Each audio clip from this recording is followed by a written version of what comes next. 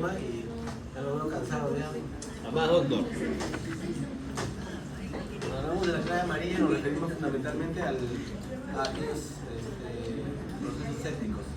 Pero para hablar de procesos sépticos tenemos que referirnos inicialmente a lo que es shock. En realidad shock es no solamente para los procesos sépticos, sino también para los procesos volémicos, como el que acabamos de ver. ¿Ya? Entonces, y es eso, la definición es eso, un síndrome clínico multifactorial que se caracteriza por una deficiente perfusión sistémica de oxígeno de forma aguda, en el cual no hay equilibrio, no existe un equilibrio entre la oferta y la demanda de oxígeno. El organismo quiere mucho oxígeno y lo que le ofrecen es muy poquito. Tiempo. Y dicha afectación en realidad sí es sistémica y depende del grado de hipoperfusión que presente la paciente y de los órganos a los cuales haya afectado. Y también va a depender de otros órganos, de otras comorbilidades que tenga la paciente. La clasificación del shock, esa de acá, es bastante sencilla, está referida a la parte cuantitativa y cualitativa. Nosotros trataremos en este momento la parte cualitativa. La otra ya ustedes la conocen, porque la han manejado ya.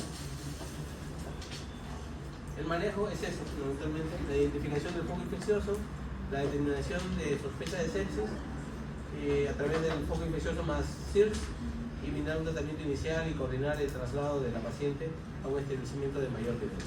En este caso, como manejamos un nivel tipo 1, bueno, todos están asistiendo a un materno infantil generalmente, es a un nivel tipo 2. Las causas del shock pueden ser obstétricas y no obstétricas. A pesar de que la paciente generalmente trabajamos, bueno, en este caso trabajamos con pacientes gestantes, nadie puede decir que una gestante no puede tener una apendicitis, una colecistitis, una pancreatitis. También pueden presentar también esos cuadros. Por eso es importante que echen a mano no solamente el hecho de que está embarazada y la causa necesariamente tiene que ser obstétrica. También hay causas no obstétricas que pueden condicionar este tipo de eventos.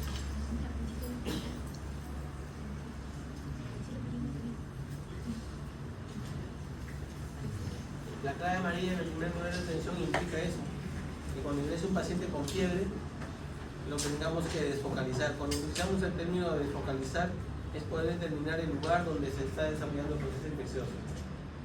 Y manejamos generalmente, lo que manejamos generalmente son los criterios de CIRS, que son esos: la temperatura mayor de 38, menor de 36, la frecuencia cardíaca, la frecuencia respiratoria, leucocitosis mayor de 12.000 o mayor del 10% de abazonados. Y el diagnóstico se establece por el foco más los criterios de CIRS o los criterios del Q-SOFA, cualquiera de ellos. Sin embargo, existe una modificación para han puesto el Q-SOFA obstétrico. No todos los países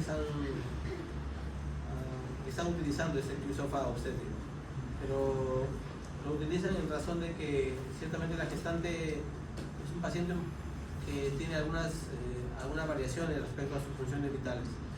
Entonces, en razón de ello, se establece, por ejemplo, para este caso, el Q-SOFA establece una presión arterial sistólica menor de 90 y la frecuencia respiratoria mayor de 25.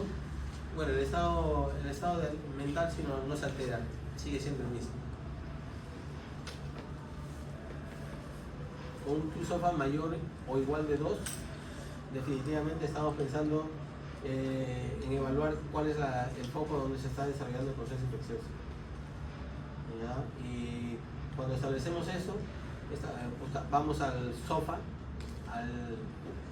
no al mini, sino al que tiene todos los otros parámetros, y eso eso mayormente se maneja en un nivel hospitalario mayor, puesto que va a requerir de otras pruebas de laboratorio que solamente se maneja a ese nivel, y poder determinar si hay una sepsis, y en razón de eso poder usar, como ven ahí, vasopresores, todo eso, y si a pesar de ello no funciona, entramos recién en el estado de shock séptico. Una vez que se activa la clave amarilla, bueno, respecto a la clave amarilla, les mencionaba que se hizo un consenso en el 2016 que implicaba esos 3 puntos: aquella sepsis severa o shock séptico, los casos de abortos con antecedentes de maniobras abortivas y las puérperas con infecciones generalizadas. Ante la sospecha de sepsis, lo que debemos hacer primero es el QSOFA, porque es breve, es rápido y todo lo podemos manejar, no requiere nada complejo, ¿no? Más que recordarse los parámetros, nada más que son, como ustedes pueden ver, son solamente 3, y que varía en relación a una persona, a una mujer sin gestación con respecto a una mujer con gestación. Solamente varía en lo que es la presión y varía en lo que es la frecuencia respiratoria. Y esa es la clave amarilla. Como les digo, los actores siguen siendo los mismos, el accionar sigue siendo lo mismo. Lo que varía son, en este caso, los medicamentos que se van a utilizar. En este caso lo que más utilizaremos son igual, las vías, la hidratación del paciente y los antibióticos. Estabilizar durante los primeros 60 minutos con la hidratación del paciente, con la monitorización de la vía aérea, permeabilización de ellas, asegurar una buena diuresis e iniciar, considerando ya una clave amarilla, iniciar con la administración de antibióticos como parte terapéutica empírica. Igual, cuando se establece la clave amarilla en el primer nivel de atención, igualitos, como ustedes pueden ver, paciente con condición obstétrica ingresa con fiebre y posible infección, evaluar en la paciente no solamente es la causa de esa obstétrica, hay que evaluar otras cosas, por eso es importante la anamnesis de la paciente. Igualmente, evaluar la condición obstétrica. Si es una paciente mayor de 22 semanas, necesariamente hay que escuchar el latido. Menos de 22 semanas, 20 semanas, a veces se hace muy complejo escuchar latidos. Muy difícil, no imposible, pero muy difícil. Más aún con la condición de la paciente, porque la paciente viene, imagínense una gestante con una infección viral, un resfrío. Uno en ese momento, la paciente viene con fiebre. Decirle que le preguntamos si le duele algo, le va a decir que le duele todo, ¿no? Ese es un resfrío normal. Pero ahí está como dicen, ahí está el arte del médico, porque tienes que evaluar, tienes que hacer una buena y adecuada anamnesis para poder determinar y para poder excluir otras patologías de preferencia obstétricas que pueden estar condicionando esta infección. Infecciones urinarias, una coreonitis, la parte obstétrica. Un foco. Infección. Yeah. Poder determinar cuál es la causa de la infección. Porque si la causa de la infección es una apendicitis, que también se puede presentar y es lo más normal es que a veces se presente en 20, 22 semanas, sí, se presenta. Y entonces igual lo referimos a otro nivel. Igual hacemos todo el mismo procedimiento. Y iniciamos con antibiótico también. Y ese es todo el curso que se sigue normalmente. Y como les decía, la antibiótico-terapia que ustedes pueden establecer. La mayoría de establecimientos a nivel de MINSA cuentan con penicilinas, ampicilinas. Eso se puede administrar siempre y cuando la paciente no sea alérgica. Y a la par con la penicilina se puede iniciar con aminoglucósidos. ¿Para qué? Para cubrir tanto gram positivos como gram negativos.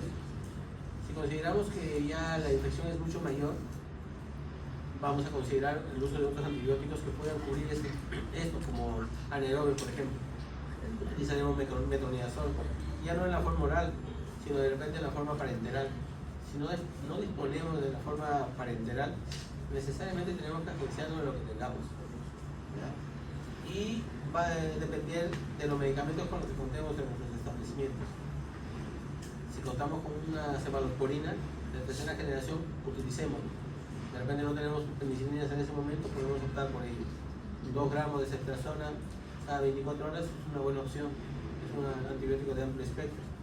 Y a la par podemos utilizar clindamicina para ayudar, si estamos pensando en anaerobios, también puede ser 600 o 900 de acuerdo al peso del paciente, endovenoso cada 8 horas, 600 o 900 miligramos endovenoso cada 8 horas dependiendo del peso del paciente.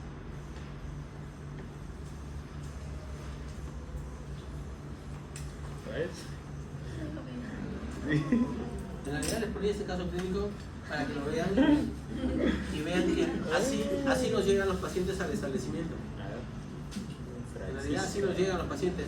Y lo peor de todo, cuando le preguntas al paciente por los antecedentes, lo primero que te dice, no relaciones sexuales. 3 semanas después. No, tenía 10 semanas de embarazo. Pero la paciente viene, por eso toda paciente que llega con hemorragia a su establecimiento, por protocolo, le deben pedir sí o sí HCG beta. Cualitativo, cuantitativo, con el que cuente. Siempre.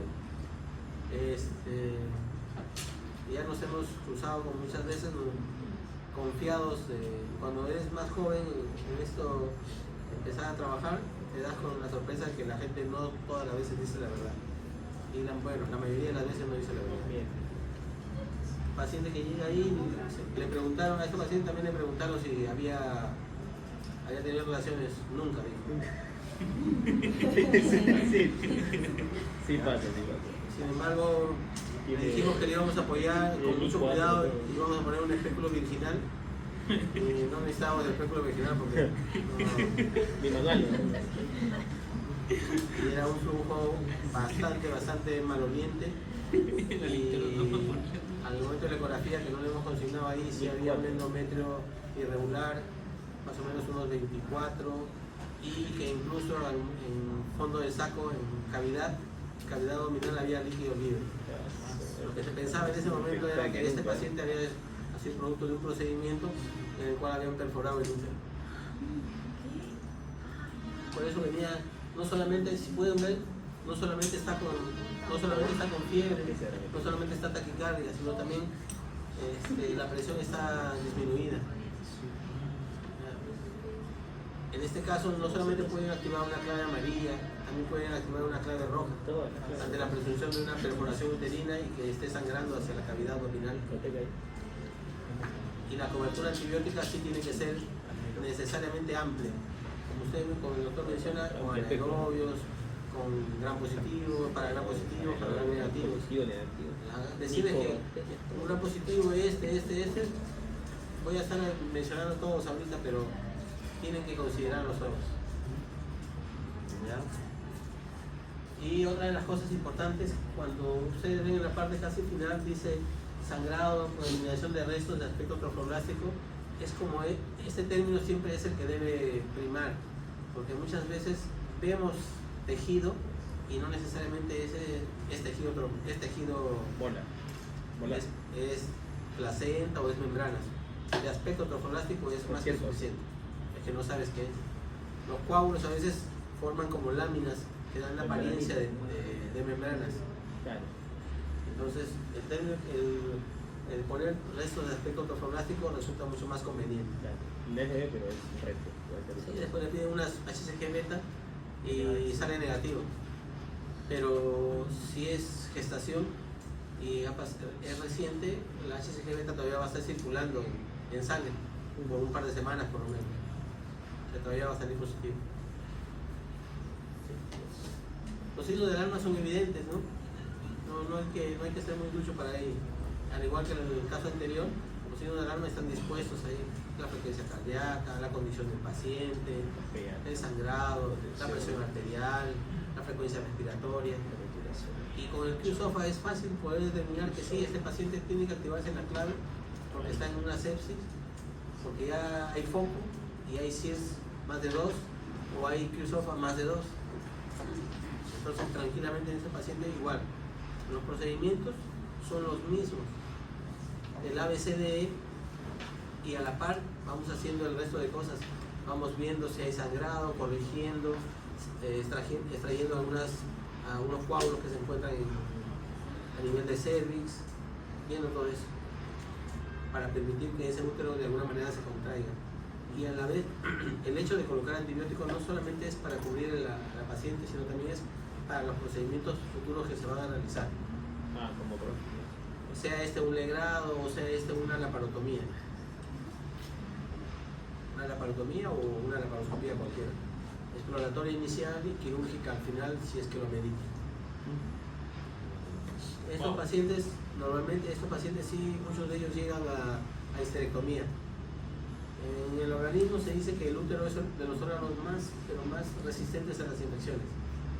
Uno comienza una sepsis en alguna parte del cuerpo y lo último que se contagia, por decirlo así, lo último que se agrede es el útero. Es inmunoprivilegiado. Pero si la infección empieza ahí es bastante, la solución es retirar el útero para que no afecte al resto de órganos. Sí, es así de agresivo a veces, porque la cobertura antibiótica no llega a cubrir no llega a cubrir el proceso y este sigue avanzando. Cambiamos de antibiótico, hacemos otros procedimientos y a pesar de ello persiste.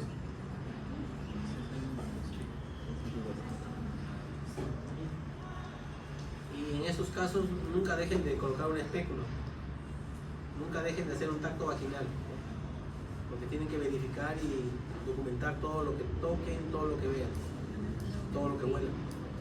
Lo del espéculo sí, no, porque puedes ver ahí fluidos, ¿no? Ves el foco, pero... El foco es el sangrado, que el foco es uterino porque el sangrado es un sangrado maloliente, Claro. mucho mal olor y que viene de cavidad uterina, con orificios abiertos, con útero bastante friable, blando por decirlo así, dolorosa la movilización, dolorosa a la palpación de flancos. Ahí este caso a colación porque bueno, ayer fue el caso de una paciente con un parto domiciliario que llegó.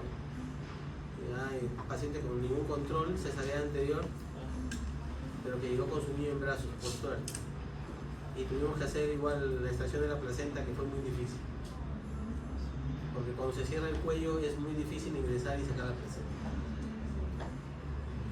Por suerte la sedaron, durmió y pudimos sacar la placenta, perdón.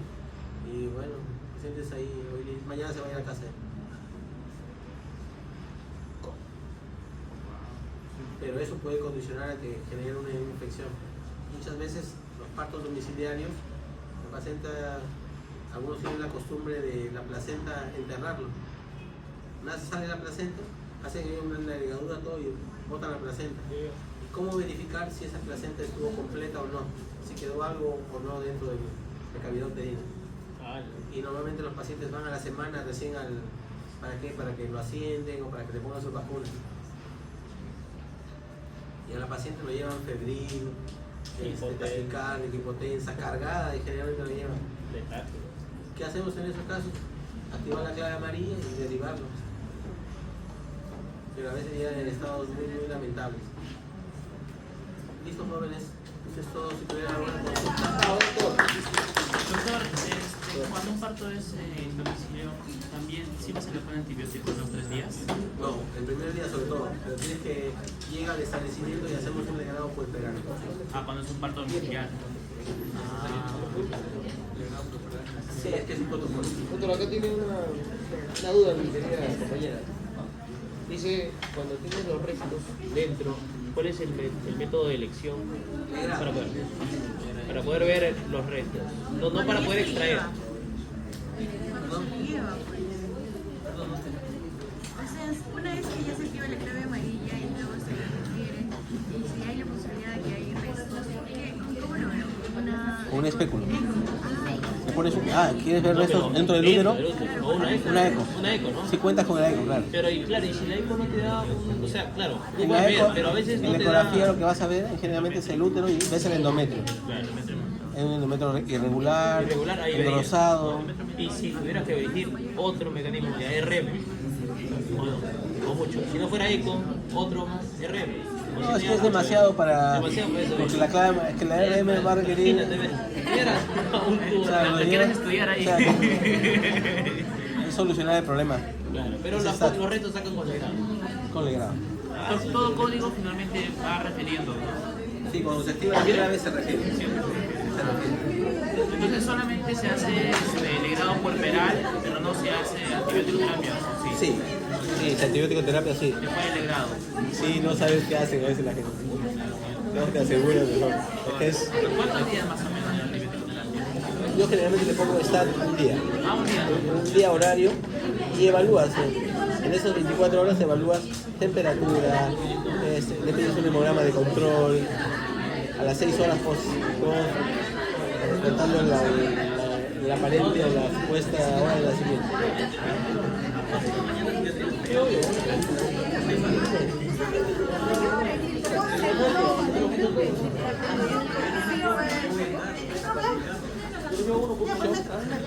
Ay, no me quieres, no vamos allá. Hay que llamarlo doctor igual. Pero su opinión. Por las dudas. Ya listo, se acabó. Eso fue 2.